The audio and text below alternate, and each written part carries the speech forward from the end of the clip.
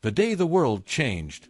On April 26, 1986, the world witnessed one of the most catastrophic events in human history: the explosion of Reactor 4 at the Chernobyl Nuclear Power Plant in Ukraine. What followed was a disaster that sent shockwaves across the globe, an event so catastrophic that it continues to impact us today. Radioactive material was hurled into the atmosphere, contaminating land, water, and the air itself, spreading across Europe and beyond. But amidst the chaos and destruction, there was a group of unsung heroes who stepped forward when the world needed them most: the Soviet soldiers who risked everything to clear the radioactive debris from the roof of Reactor 3. These men, called bio-robots by their commanders, were tasked with what seemed like an impossible mission. In mere 60-second shifts, they ran onto the radioactive roof to clear debris by hand, knowing full well that each second exposed them to radiation levels beyond anything a human body could endure. Their story is one of bravery, sacrifice, and forgotten heroism. In this video, we're going to dive into the harrowing experiences of these bio-robots, why they were needed, what they endured, and how their actions helped save countless lives. This is the untold story of Chernobyl's 60-second lifesavers. The Chernobyl explosion, setting the stage. Before we understand the bio-robots' mission, we need to understand the scale of the disaster they were responding to. The explosion at Chernobyl's Reactor 4 was not just an industrial accident. It was an unprecedented nuclear disaster that released hundreds of times more radiation than the atomic bombs dropped on Hiroshima and Nagasaki combined. In the early hours of April 26, 1986, a routine safety test at the Chernobyl power plant went horribly wrong. Due to a combination of human error and flawed reactor design, Reactor 4 exploded, sending plumes of radioactive material into the sky. The immediate impact was devastating. Plant workers were killed instantly, and first responders, unaware of the radiation, rushed to the scene to fight the fires caused by the explosion. Many of them would succumb to radiation sickness within weeks.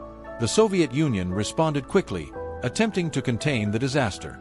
But the radiation was spreading rapidly, and something had to be done to prevent the situation from worsening. One of the biggest concerns was the roof of Reactor 3, which was covered in highly radioactive debris from the explosion of Reactor 4. If this debris wasn't cleared, it could potentially lead to another explosion or fire, compounding the already catastrophic situation. Why humans were needed: the failure of robots. Initially, Soviet authorities tried to use mechanical robots to clear the radioactive debris from the roof. It seemed like a logical solution. Why risk human lives when machines could do the work? But the intense radiation levels rendered most robots useless. The electronics in these machines would fail within minutes, leaving them immobilized on the roof. Faced with the reality that technology couldn't solve the problem, Soviet leaders turned to humans. That's where the bio-robots came in. These were ordinary Soviet soldiers, young men drafted into the cleanup operation, many of whom were unaware of the full extent of the danger they were facing. Each man was given just 60 seconds to work on the roof, no more, no less.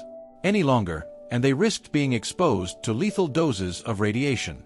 The bio-robots had one simple task: shovel radioactive debris off the roof as quickly as possible and get out. The 60-second mission, a glimpse into hell. Imagine being one of these soldiers. You're standing on the ground, fully suited in protective gear that you're told will help protect you from radiation, but in reality, offers little more than psychological comfort. The clock starts, and you're given a shovel, told to clear as much debris as you can in exactly 1 minute. When your time comes, you run up to the roof. The Geiger counter strapped to you is screaming, maxed out. You're surrounded by piles of debris, pieces of graphite and reactor fuel that are still radiating immense heat. The air feels thick, heavy with the unseen threat of radiation. You shovel frantically, but you know it's not enough. Then the alarm sounds, and you scramble off the roof as fast as possible, trying not to panic. Behind you, another man runs up to take your place. This continues for days, weeks, until the roof is finally cleared. These soldiers, these bio-robots, were exposed to radiation levels that no human should endure. Many of them had no idea what the long-term effects would be. The human cost, lives sacrificed for the greater good. Let's pause for a moment and consider the human cost of this mission. These bio-robots were real people. Fathers, sons, brothers, many of whom didn't live to see the results of their efforts. The effects of radiation exposure are both immediate and long-term. Some of these men developed acute radiation sickness within days or weeks, leading to horrific deaths. Others lived for years, only to succumb to cancers and other radiation-related illnesses later in life. The Soviet government, at the time, downplayed the risks, and many of the biorobots were not given the recognition or support they deserved. We'll share stories from survivors, those who lived long enough to tell their tale, as well as interviews with the families of those who didn't. These stories are a stark reminder of the price these men paid for the safety of millions. The global response, a wake-up call for nuclear power. While the biorobots were risking their lives on the ground, the world was waking up to the true scale of the disaster. Chernobyl wasn't just a Soviet problem, it was a global catastrophe. Radioactive fallout spread across Europe, and the world watched in horror as the full extent of the disaster became clear. The international response to Chernobyl reshaped how the world viewed nuclear power. Governments around the world re-evaluated their nuclear programs, and safety standards were raised to prevent another disaster like Chernobyl from ever happening again. But for the biorobots, there was little comfort in this global reckoning. Their battle was a personal one, and for many, it was a battle they didn't survive. The legacy of the biorobots. Today, the biorobots are remembered as heroes, though for many years, their story was largely forgotten. It wasn't until decades later that the true extent of their sacrifice was recognized. Monuments have been erected in their honor, and their stories have been shared in documentaries, books, and now, in this video.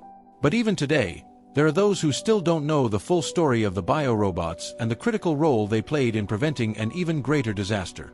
Lessons from Chernobyl, the fragility of human life. As we reflect on the sacrifices made by the biorobots, we're left with a sobering reminder of the fragility of human life.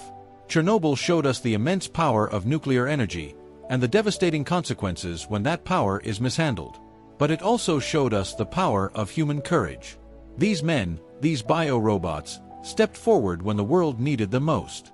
They didn't have superhuman abilities, but they had something far more powerful: the willingness to sacrifice themselves for the greater good. Remembering the biorobots, a call to action. As we close this video, let us remember the biorobots not just as tragic figures, but as heroes. Their sacrifice helped contain a disaster that could have been far worse. They gave their lives to protect others, and for that, we owe them an eternal debt of gratitude. Let's ensure their story is never forgotten. If you found this story as powerful as we have, don't forget to like, share, and subscribe. Together, we can keep the memory of these heroes alive.